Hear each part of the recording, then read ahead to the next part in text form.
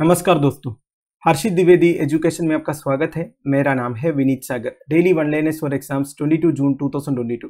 आज के important one liners कौन कौन सा है चेक करते हैं। सबसे पहला, ban on single plastic use. Central pollution control board एक गवर्नमेंट बॉडी है under the ministry of environment. उन्होंने 18 जून को सिंगल यूज प्लास्टिक आइटम्स को बैन करने का एक सर्कुलर इश्यू किया है। तो इन्होंने कई सारे सिंगल यूज प्लास्टिक आइटम्स को लिस्ट भी किया है, वो हम देखेंगे कौन कौन सा है। वैसे नया सर्कुलर के हिसाब से बैन उन सिंगल यूज प्लास्टिक आइटम्स पर होगा जिसकी लो यूटिलिटी है और हाई लिटरिंग पोटेंशियल है। लो यूटिलिटी मतलब आप समझ गए ना, जिसका कम यूज है, और हाई लिटरिंग पोटेंशियल मतलब क्या है, जिसका फेंकने का चांस ज्यादा है। जैसे कि बच्चे लोग टॉफी खाया कोई शॉप में जाके फिर ऐसे फेंक दिया, और चॉकलेट का जो पन्ना है, दूध का जो पन्ना है। देखिए कुछ प्लास्टिक आइटम्स ऐसे होते हैं दोस्तों, लोग इंटेंशनली भी फेंकते हैं, अनइंटेंशनली भी फेंकते हैं। ठीक है, तो उन सिंगल यूज प्लास्टिक आइटम्स को सबसे पहले बैन किया जाएगा। The ban includes manufacture, import, stocking, distribution, sale and use of single use plastic items. तो समझ गए ना, सिंगल यूज प्लास्टिक आइटम्स को आप इंपोर्ट नहीं कर सकते, स्टॉक नहीं कर सकते, डिस्ट्रीब्यूट नहीं कर सकते, बेच नहीं सकते। तो कौन कौन से आइटम्स है देखिए। प्लास्टिक स्टिक्स, ईयरबड्स में जो प्लास्टिक स्टिक्स यूज होता है, बलून्स में जो यूज होता है, plastic flakes, candy sticks, ice cream stick, polystyrene जैसे कि थर्मोकोल जो डेकोरेशन के लिए यूज करते हैं वो सब बैंड रहेगा। फिर कटलरी आइटम्स में plates, cups, glasses, cutlery such as fork, spoon, knife, straw, trays etcetera.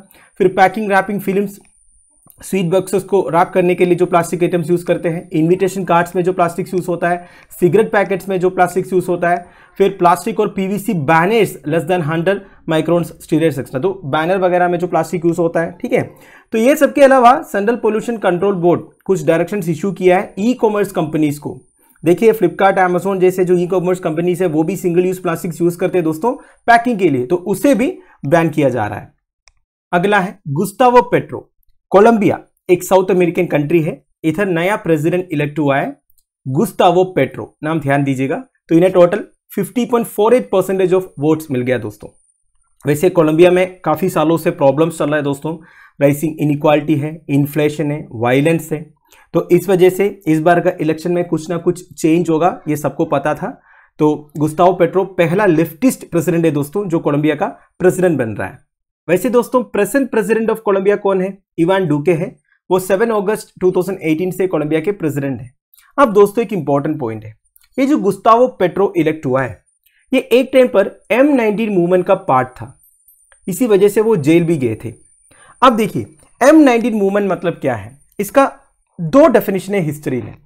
एक है दोस्तों मई 19 कम्युनिस्ट ऑर्गेनाइजेशन, एक फीमेल लेड टेररिस्ट ग्रुप थे जो अमेरिकाज में 1970 से 1980 तक एक्टिव थे।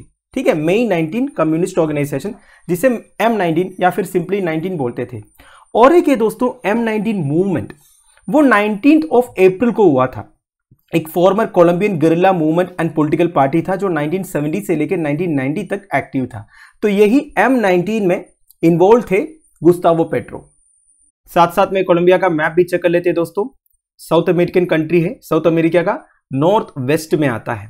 कोलंबिया का नॉर्थर्न पार्ट कैरिबियन सी से मिलता है, western part north Pacific ocean से मिलता है। वैसे नेबरिंग कंट्रीज देखिए कौन कौन सा है, पनामा है, वेनेजुला है, ब्राजील है, पेरू है, इक्वाडोर है, और कोलंबिया का कैपिटल है बोगोटा। अगला है 21 जून। देखिए कल यानी 21 जून को इंटरनेशनल योगा डे सेलिब्रेट किए थे।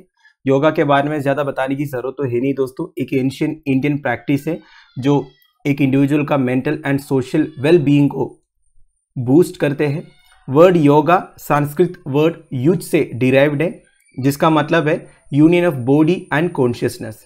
ठीक है, नाउ इंटरनेशनल योगा डे का idea prime minister Narendra Modi ji ने कंसीव किए थे सितंबर 27, 2014 को, जब उन्होंने यूनाइटेड नेशंस जनरल असेंबली में स्पीच दिए थे।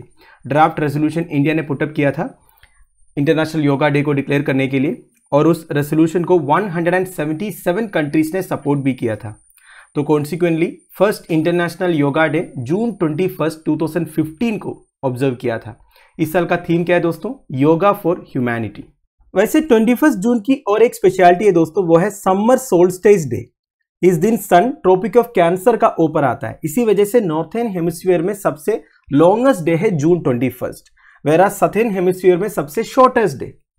और दिसंबर 22 को सथर्न हेमिस्फीयर में बेसिकली ट्रॉपिक ऑफ कैप्रिकॉर्न के ऊपर सन आता है, तो उधर का लॉन्गेस्ट डे बन जाता है और उस दिन नॉर्थर्न हेमिस्फीयर में शॉर्टेस्ट डे है।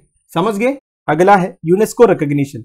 यूनियन मिनिस्ट्री ऑफ एजुकेशन का पीएम ई विद्या प्रोग्राम को यूनेस्को किंग हमीद बिन ईसा अल खलीफा प्राइज मिला है for the use of information and communication technology. तो बेसिकली पीएम ई विद्या के अंदर इफेक्टिव तरीके से इंफॉर्मेशन एंड कम्युनिकेशन टेक्नोलॉजी का यूज किया है, इसी को यूनेस्को ने रिकॉग्नाइज किया है और ये अवार्ड दिया है।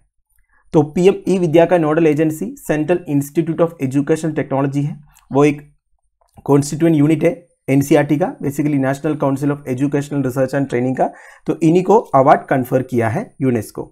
वैसे पीएम ई विद्या प्रोग्राम के बारे में मिनिस्ट्री ऑफ एजुकेशन मई 2020 में ये इनिशिएटिव लॉन्च किया था। बेसिकली कोविड-19 पैंडेमिक के टाइम पर बच्चे स्कूल नहीं जा पा रहे थे, इसलिए इंफॉर्मेशन एंड कम्युनिकेशन टेक्नोलॉजी का यूज करके बच्चों तक एजुकेशन को पहुंचाया। बेसिकली इंफॉर्मेशन एंड टेक्नोलॉजी का इस्तेमाल करके कैसे, इन्होंने 12 ई विद्या टीवी चैनल शुरू किया दोस्तों, 1 क्लास 1 चैनल करके। तो क्लास 1 से क्लास 12 तक पूरे एजुकेशनल कंटेंट है इन चैनल्स में, बच्चे घर में बैठ के टीवी में क्लासेस एक्सेस कर सकते हैं।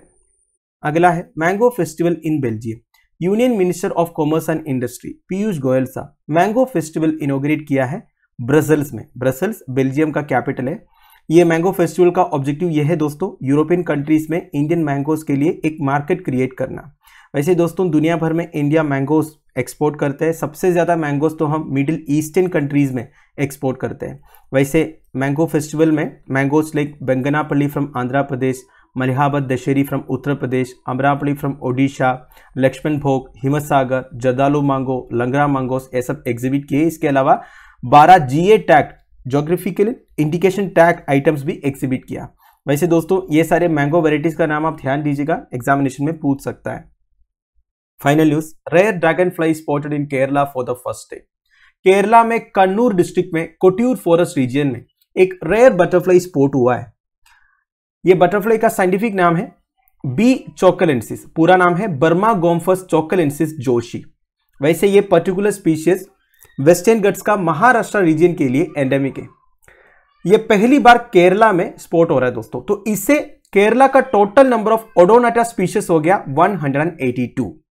वैसे ओडोनाटा मतलब क्या है दोस्तों, it is an order of flying insects that includes the dragonflies and damselflies. तो basically dragonflies, damselflies ये सब ओडोनोटा ऑर्डर से बिलोंग करते हैं। तो ध्यान दीजिएगा ओडोनोटा ऑर्डर मतलब क्या होता है।